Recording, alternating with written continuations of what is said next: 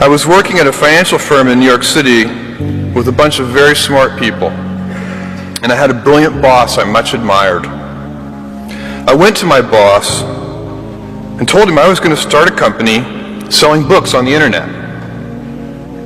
He took me on a long walk in Central Park, listened carefully to me, and finally said, "That sounds like a really good idea, but it would be an even better idea for someone who didn't already have a good job." That logic made some sense to me, and he convinced me to think about it for 48 hours before making a final decision. Seen in that light, it really was a difficult choice, but ultimately, I decided I had to give it a shot. I didn't think I'd regret trying and failing, and I suspected I would always be haunted by a decision to not try at all.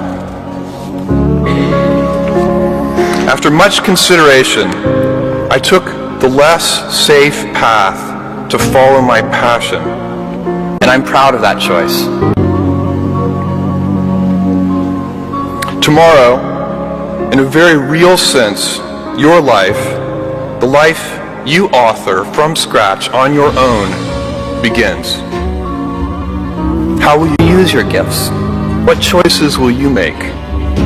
Will inertia be your guide, or will you follow your passions?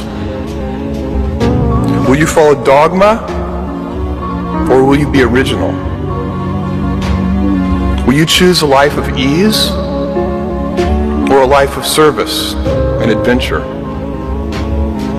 Will you wilt under criticism, or will you follow your convictions? Will you bluff it out when you're wrong, or will you apologize? Will you guard your heart against rejection, or will you act when you fall in love? Will you play it safe, or will you be a little bit swashbuckling? When it's tough, will you give up, or will you be relentless? Will you be a cynic, or will you be a builder? Will you be clever at the expense of others, or will you be kind?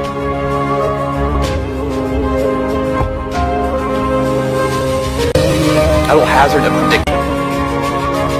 When you are 80 years old, and in a quiet moment of reflection, narrating for only yourself the most personal version of your life story,